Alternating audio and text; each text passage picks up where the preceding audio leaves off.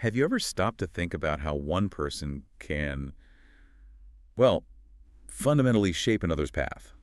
Especially when that other person becomes, a major historical figure.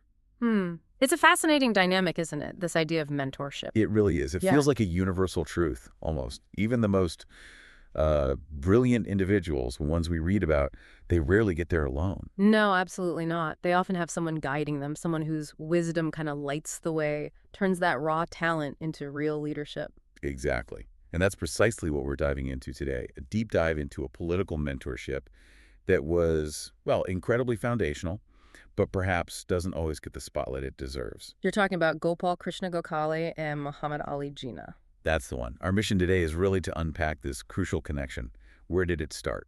What were the shared ideas, the principles that bound them? And ultimately, what was the lasting impact on Jinnah, who became, one of the most significant political architects of the 20th century? Right. Think of this as our way of understanding how these big ideals, constitutionalism, unity, integrity, how they're actually forged and passed down, Yeah. how they shape individuals and then, through them, entire nations. And look, this isn't just some dusty historical footnote. Its importance really hits home when you hear Jinnah's own words. Yeah. He was very clear, wasn't he? He was. What did he say exactly? He stated, quite unequivocally, Gokal was my political mentor. I idealized him. You can't get much clearer than that. No, that's incredibly direct. Not just respect, but idealization. Precisely. It's not just a casual nod. It's a deep personal testament to Gokal's profound influence. It shows how character, how vision, how political method even aren't just abstract things. They're instilled, they're learned, refined through that direct human connection. And we've really gone through the sources, historical accounts, contemporary writings to try and piece together the layers of this formative relationship to give you a clearer picture. Okay, so to really get a handle on this, let's set the stage. We need to go back a bit. Picture the early 1900s. Right. The turn of the century in India. And imagine Muhammad Ali Jinnah back then. Young, gifted, no doubt about that. Everyone agrees he had incredible discipline, a really sharp intellect. A top-tier legal mind, and this sheer determination. Unyielding, yeah. That comes across strongly. But, and this is key, he was still pretty new to the political game in India. And it was a complicated game, wasn't it? Incredibly complex. Bewildering, even. And definitely turbulent. You had burgeoning nationalism, so many different ideologies clashing, competing visions for the future. It sounds like a real ferment. Yeah. A cacophony of voices, as you might say. Yeah. Some fiery pushing for revolution, others demanding radical change now, everyone trying to get heard. Exactly. A real crucible. And amidst all that, Jinnah wasn't just watching from the sidelines. He was actively looking for something. Yeah. Or someone. A model. Yes, a model of statesmanship, but not just any model. Yeah. He wasn't looking for, say, the most charismatic speaker or the most popular figure. No, his search was more specific. He wanted someone who embodied politics driven by principle, by moderation, and a real commitment to constitutional reform, working within the system. That reliance on the legal framework seems crucial for him even then. Absolutely. It fits perfectly with his background as a barrister. This search for an ideal leader, it's something many of us experience, right? But when it shapes someone who then goes on to shape the map of South Asia, well, that's compelling. Definitely. So who filled that void? Who became that guiding star Jinnah was searching for? That would be Gopal Krishna Gokhale. And look, to really grasp Gokhale's stature at the time, you have to understand, he wasn't just another politician. He was, and this isn't hyperbole, a towering figure. Really? How so? Well, he was a senior leader in the Indian National Congress, a really respected reformer, genuinely one of the most revered intellectual and moral authorities in early 20th century India. Okay. Tell us a bit about his background. Where did he come from? He was born in 1866 in Maharashtra, came from a relatively humble Brahmin family. His journey was quite remarkable, really a story of self-creation. He overcame some significant financial hurdles, social obstacles too, mainly through his sheer intellectual ability and relentless hard work. So a self-made man, in many ways. Very much so. He excelled academically, became an educator himself, professor at Ferguson College, later principal of the Deccan Education Society. Just that trajectory, from modest beginnings to becoming this leading intellectual and statesman, that alone would have made him inspiring. Especially to someone like Jinnah, presumably. Ambitious, disciplined. Exactly. A young, disciplined lawyer like Jinnah would see that and recognize the dedication involved, but it was Gokhal's core political philosophy, his values, that really formed the bedrock of his influence, particularly on Jinnah. Let's unpack those. What were the key elements? Okay, first, his unwavering belief in constitutional reform. This wasn't just a tactic for him, it was a deep conviction, rooted in a profound understanding of law, of governance. So, working through the system, not against it. Precisely. He firmly believed you could achieve change through the established legal processes, through reasoned argument, meticulous petitions, engaging with bodies like the Imperial Legislative Council. Which must have contrasted sharply with some other voices at the time. Oh, absolutely. It was a direct contrast to the more radical calls for, immediate, sometimes violent revolution that were definitely gaining traction in some circles. Gokhale saw the British system, despite all its obvious flaws, as a framework through which you could achieve gradual, but importantly, sustainable progress. Gradual but sustainable. Yeah. That's an interesting distinction. Yes. And secondly, he really championed moderation and dialogue. His preference was always for reasoned discussion, for negotiation, for trying to build consensus, not for confrontation or extremist stances. So trying to find common ground, even with opponents. Exactly. He truly believed in the power of sustained, calm deliberation to bridge divides, even with the colonial administration.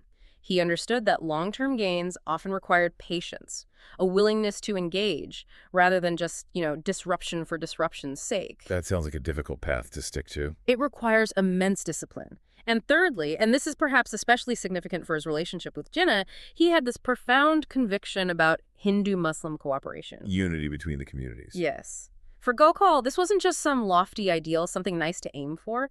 He saw it as an absolute practical necessity for India's progress, for achieving any kind of self-governance. A practical necessity. Why? He recognized that a fractured India, an India divided along communal lines, could simply never achieve its national aspirations. It couldn't move forward effectively. So he was a tireless advocate for intercommunal harmony. He saw it as the cornerstone, really, of a future united India. That's fascinating. Constitutionalism, moderation, unity, a clear set of principles. Absolutely. And what's truly extraordinary and really highlights Gokhale's unique ability to inspire across different viewpoints is that he wasn't only a mentor to Jinnah. Oh, who else? He was also a political mentor to Mahatma Gandhi. Really? Both Jinnah and Gandhi looked up to him. Yes. Gandhi explicitly called Gokhale his political guru, his teacher. He deeply admired Gokhale's humanity, his selfless dedication, his measured approach. Gandhi even wrote a book about him called Gokhale, My Political Guru. Wow. That's incredible. Mentoring two figures who would go on to have such monumental yet very different impacts on history. It really is something, isn't it? It absolutely underscores his unique appeal. It makes you wonder, though, what qualities must a person possess to mentor multiple future icons like that? What was it about Gokhale specifically? That's a great question. I don't think it was just his intellect, though obviously that was formidable. I suspect it was this almost paradoxical blend of deeply held principle with a kind of profound pragmatism. Principle and pragmatism. How did that work? Well, Gokhale understood that sometimes the path that looks slowest, the path of patient negotiation, of constitutional reform, might actually be the most direct and, crucially, the most sustainable route to real progress. I see. Not necessarily the quickest, but the one that lasts. Exactly. And for someone like Jinnah, a barrister, someone whose mind was driven by legal rigor, by logic, this wasn't just admirable, it was like a revelation. It offered a practical blueprint. A method. Yes, a method, a system for how you could wield political influence effectively, but without resorting to the kind of populist rhetoric or the purely emotional appeals that were, let's be honest, pretty common in the political landscape back then. Gokhale showed a way to achieve change through reason and structure, and that resonated deeply with Jinnah's disciplined nature. Absolutely. So, okay, let's picture this again. Young Jinnah, ambitious, brilliant, enters the Indian National Congress. He's ready to start his political journey. And as you said, it's a turbulent scene. Definitely noisy. You can almost hear it, can't you?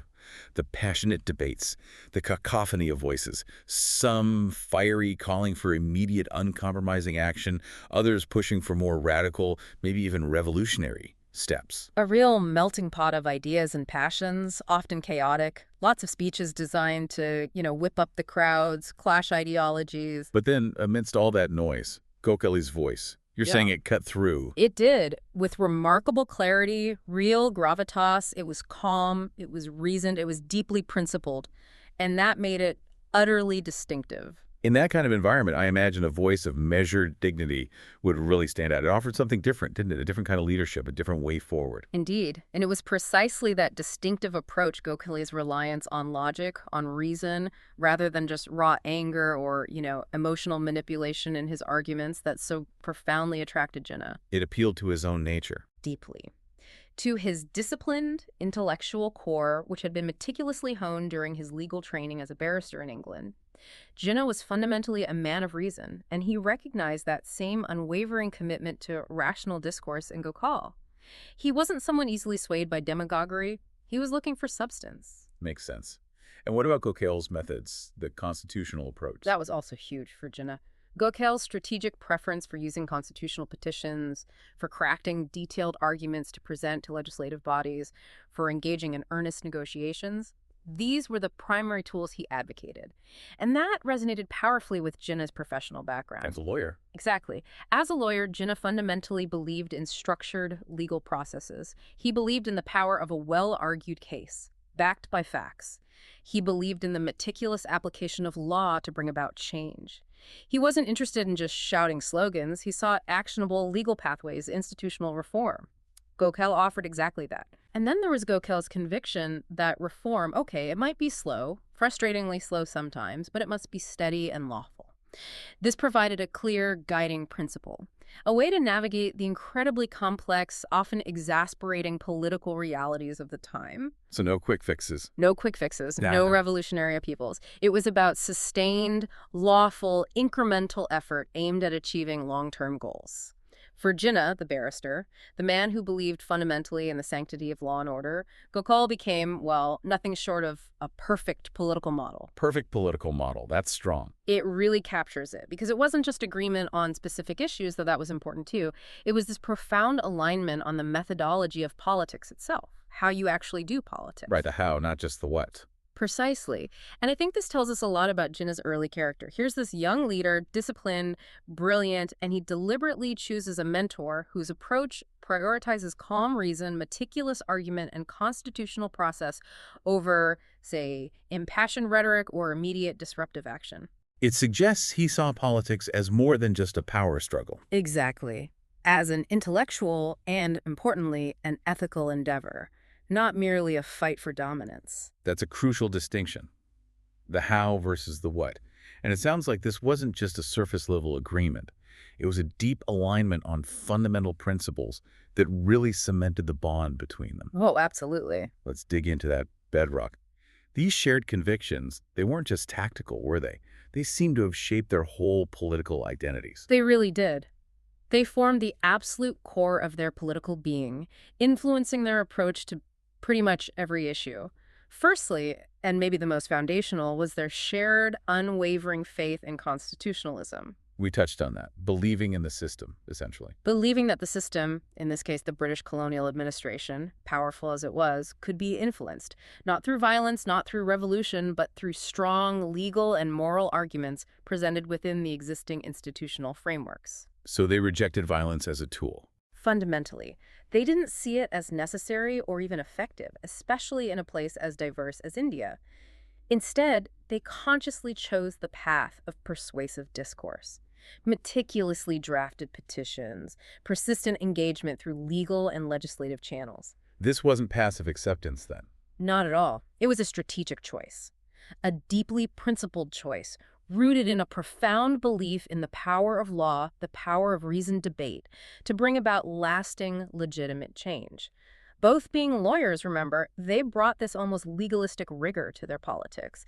They believed a well-presented case, backed by facts and justice, could ultimately win out. Okay, constitutionalism first. What else? Secondly, a real cornerstone of their shared vision was a deep respect for pluralism, and particularly the vital importance of Hindu-Muslim cooperation. We mentioned Gokhale's focus on that. Jinnah shared it just as strongly. Absolutely. Especially in these early years, they saw this unity not just as a nice ideal, but as a practical, indispensable necessity if India was ever going to advance towards self-rule. And you have to remember the context here. Exactly. Their era, the early 20th century, was already seeing the seeds of sectarian division being sown, fueled by various political and social factors.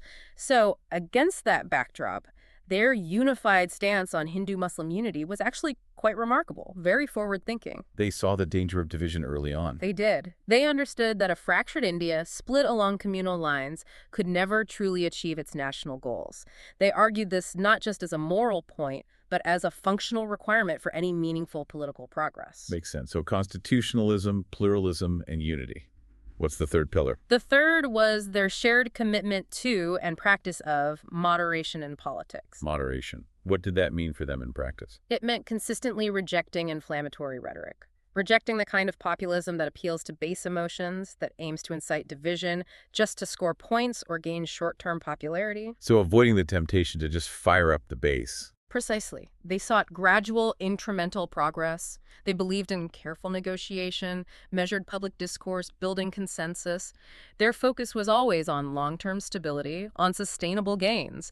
They prioritized the enduring health of the political process itself over, fleeting victories or saying things just to please the crowd. Moderation is often seen as weakness, though, isn't it? It often is, unfortunately, mistaken for weakness or indecision. But Gokhale and Jinnah really demonstrated how it can be a source of immense strength, a strategic advantage even. How so? It requires patience, discipline, a long-term vision, things that extremist views, by their nature, often lack.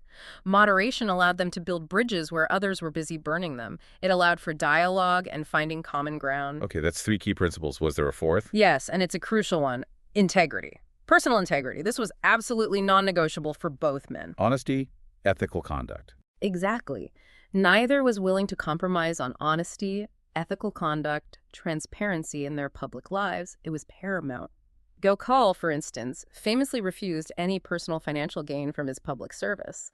He lived a life of pretty austere dedication. And Jinnah. Jinnah, too, was known throughout his legal and political career for his unassailable honesty, his incorruptibility. That's a powerful principle, especially in politics. It really is. And when you think about political discourse today, about public trust, this commitment to integrity serves as a potent reminder of its enduring importance. It shows that character isn't just, an optional extra for leaders. It's foundational. It's crucial for effective and respected leadership. So for Jinnah, Gokhale wasn't just offering advice. No, he was much more than that. The sources suggest Jinnah saw him as the living embodiment of how politics could be done, with dignity, with discipline, with unwavering principle. Gokhale was the ideal that Jinnah, a man of deep conviction himself, had been searching for, now made real, manifest in his mentor. Living embodiment. That phrase really sticks. It drives home how deep this influence went. It wasn't just Jinnah agreeing with Gokhale's ideas intellectually. No, it was about internalizing them, observing Gokhale in action, and allowing that example to actively shape his own, quite unique political style. A style that really came to define his whole career. So we're moving beyond just beliefs now into the actual manner of doing politics. His decorum, his approach in that very competitive, often very emotional arena. Exactly. The impact was practical. It was observable. Jinnah's distinctive political style, calm, precise, rigorously logical, an argument that was deeply reinforced, almost codified, you could say, by Gokhale's own consistent example. It wasn't just coincidence then? Not at all. It seems to have been a deliberate, conscious adoption. When Jinnah spoke, whether it was in the Indian National Congress or later in legislative councils, he consciously tried to emulate that Gokhale model, meaning he didn't resort to shouting. He didn't try to inflame crowds with emotional appeals or fiery rhetoric, which, as we've said, was a common and often very effective tactic for other leaders at the time. So what did he do instead? Instead, he spoke with what's often described as a measured dignity. He chose his words with extreme care. He constructed his arguments meticulously, almost like a master barrister presenting a complex case in court, relying purely on rational clarity, on irrefutable facts as he saw them. His goal wasn't to be the loudest. No, never the loudest. His aim was always to be the most rational, the most persuasive, the one whose arguments, just by their sheer intellectual force, would compel attention and, he hoped, compel agreement. That takes a lot of conviction, doesn't it? And self-control, especially in a heated political climate where passion often carries the day. It really does. It speaks to a deep belief in the power of intellect over pure emotion in the political sphere. And how did this Gokhale influence style go down? How was it received by others, particularly maybe by those who didn't agree with his politics? That's the crucial part. This style quickly earned Jinnah significant respect, even from his most determined adversaries. Really, even opponents respected the style. Yes. What's particularly telling is how British officials, people who frequently fundamentally disagreed with Jinnah's political goals, his constant push for Indian self-rule, even they are recorded as admiring his logic and his professionalism. So they might fight his arguments, but they respected how he made them. Exactly. They might have found his points inconvenient, challenging, deeply problematic for their own agenda, but they couldn't just dismiss them as irrational or poorly constructed. He commanded their intellectual respect, even when they opposed him politically. That speaks volumes, doesn't it? Yeah. About the power of that principled, measured approach. It really does. It shows that a rational professional style can cut through partisan divides. It can command respect, even when you're facing deep fundamental disagreement. It feels like there's a lesson there for today. I think so, too. In our current age, with often polarizing, very loud political discourse where sound bites and emotional appeals seem to dominate, what can we learn from Jinnah's Gokhale-inspired commitment to logic, professionalism, that measured dignity? Does reason still hold sway like it did then, or has something fundamental shifted in how we conduct and perceive political debate? That's a question worth thinking about. Definitely something to ponder as we navigate our own complex political times. It really is. And thinking about Jinnah's path leads us to a very poignant moment. A turning point in his political life, really. Yeah. A moment that must have reshaped things for him significantly. You mean Gokhale's death? Exactly. The untimely death of his revered mentor. It's often said, isn't it, that you don't fully grasp someone's impact until they're gone. For Jinnah, losing Gokhale must have been, profoundly significant, personally and politically. Oh, absolutely. The impact can't really be overstated. Gokhale passed away in 1915. He was only 49. Relatively young. 49, wow, that's young. It was a huge blow, a profound national tragedy for India. His death was mourned widely right across the subcontinent, which just shows you the immense stature he held, the depth of his contribution to public life, from social reform right through to political advocacy. But for Jinnah, it was more than that. To Jinnah, it was far more than just a national tragedy. It was deeply, deeply personal. He genuinely saw Gokhale as, and this phrase comes up again, India's greatest bridge builder. Bridge builder between. Between communities, particularly Hindus and Muslims. He saw Gokhale as the one individual most capable of forging that unity, holding together the different factions of Indian nationalism, all under that banner of constitutional reform they both believed in. Gokhale was seen as indispensable in that role. So losing him wasn't just losing a mentor, it was losing the key architect of that unity project in Jinnah's eyes. Precisely. And that raises the question, doesn't it? What happens when a mentee loses their guiding star, the person they idealized, learned so much from? How do you carry on the mission without the teacher right there beside you, without that benchmark of integrity and method? It must have been a difficult time. For Jinnah, the period immediately after Gokhale's death seems to have been one of both intense personal grief and also profound political reevaluation. He lost his ideal. The living embodiment of his political convictions was gone. So how did he respond to that? To that huge vacuum, both personal and political? Did he step back, or did he try to fill that space himself? Well, this is where you really see the enduring power of that mentorship, because Jinnah didn't withdraw. Following Gokhale's death, whether consciously or unconsciously, he began to actively carry forward the very torch his mentor had held so high. He took up the mantle. He did. He didn't just mourn, he acted. He took upon himself, really embraced, that crucial role of being the ambassador of Hindu-Muslim unity. He dedicated himself with renewed energy, renewed vigor, to preserving and promoting that spirit of cooperation Gokhale had championed so passionately. So it wasn't just continuing a policy, it felt more personal. It seems so, like an inheritance of purpose, a deeply personal commitment, maybe even strengthened by his mentor's absence. Can we see that in action? Any specific examples? Yes, a prime example came almost straight away. Jinnah played an absolutely pivotal role in negotiating what became known as the Lucknow Pact of 1916. The Lucknow Pact, what was that? It was a landmark agreement, a deal struck between the two major political organizations of the time. The Indian National Congress and the All India Muslim League. It really represents a high point, maybe the high point, of Hindu-Muslim unity during the freedom movement. And Jinnah was central to making that happen. Absolutely central. Drawing directly, you could argue, from Gokhale's teachings on moderation, on finding mutual understanding, Jinnah skillfully worked to bridge the differences between the Congress and the League. He worked tirelessly behind the scenes to get them to agree on a joint set of demands for greater Indian self-government. A unified front. Exactly. A unified vision that Gokhale would undoubtedly have been immensely proud of. Jinnah's influence was so crucial in bringing these two major parties together onto a single platform that it was actually Sarojini Naidu, the famous poet and politician who gave him that title, ambassador of Hindu-Muslim unity. Wow. So he steps right into that bridge-building role Gokhale had vacated. He did. And this moment, it marks a really significant shift, I think. It shows the enduring power of mentorship. The student doesn't just learn from the teacher, they actively step up, inherit the mission, inherit the values, maybe even adapt and enhance them in new situations.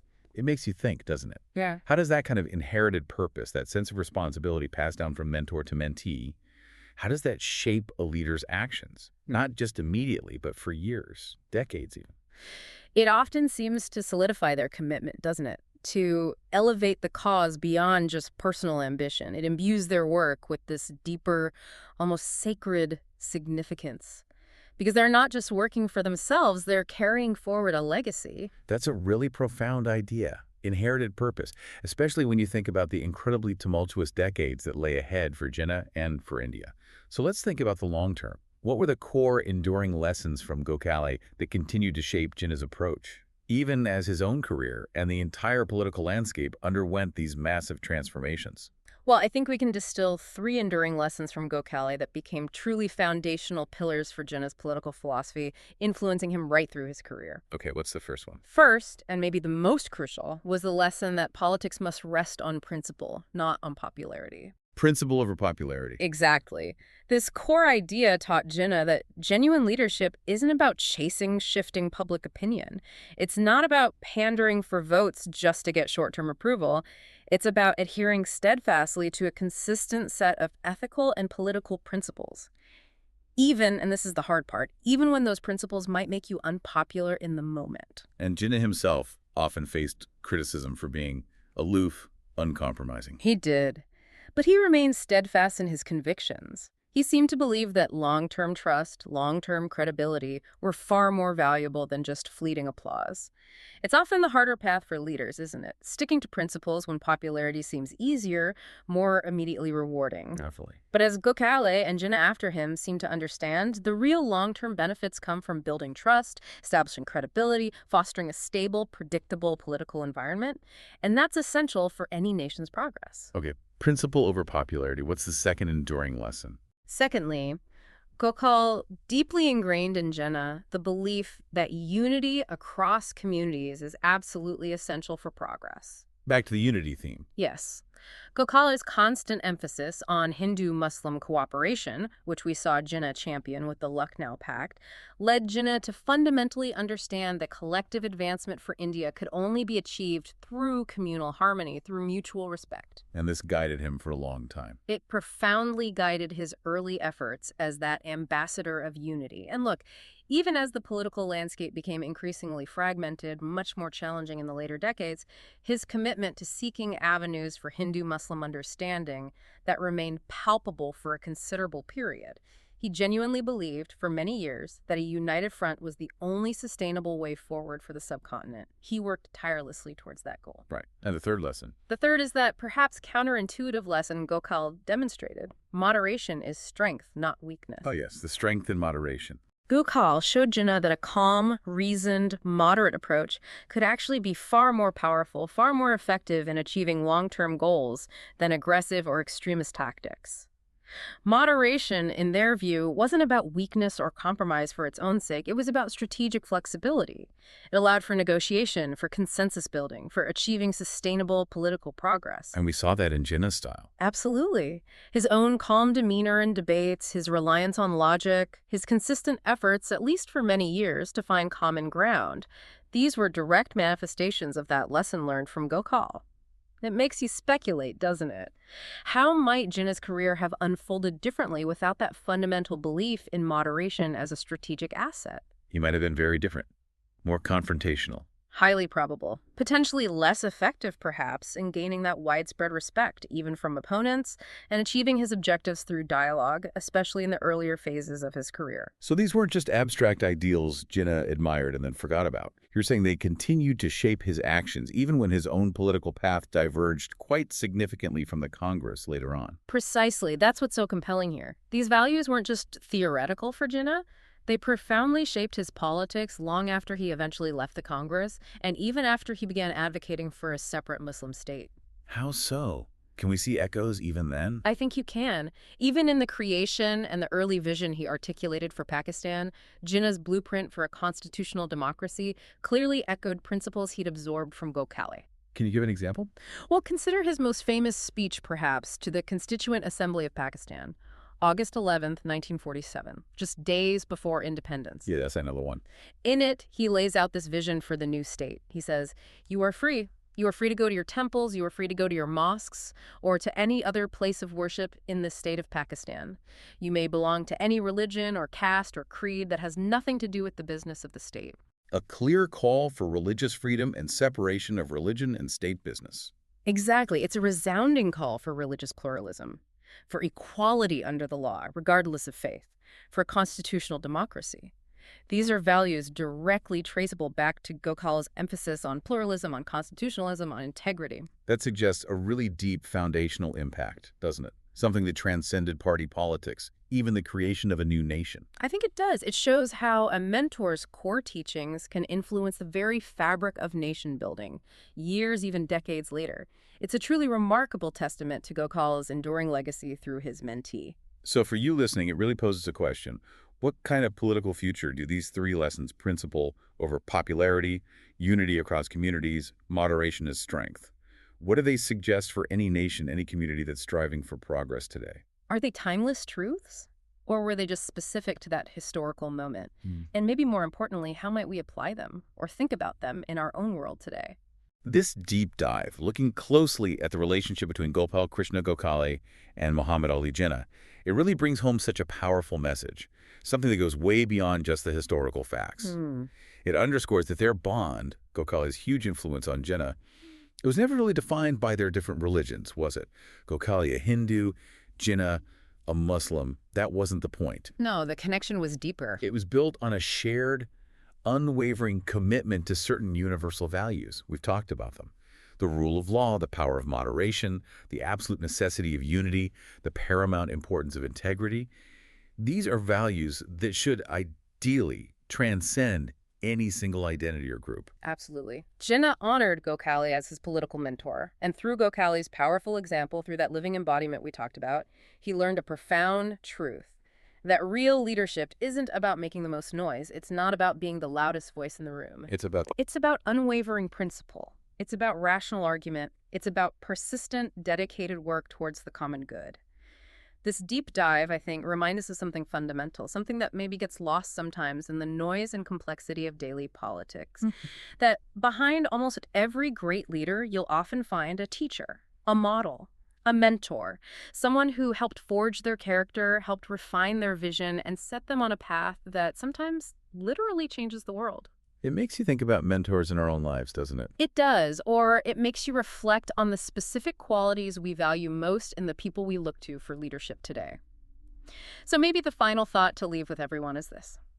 What principles, if we consistently applied them, if we patiently advocated for them, could actually elevate our own public discourse today? Could they lead us towards more unified, more meaningful progress in our own communities, in our own countries, echoing those profound lessons from the intertwined paths of Gokhale and Jinnah? A question well worth carrying with you.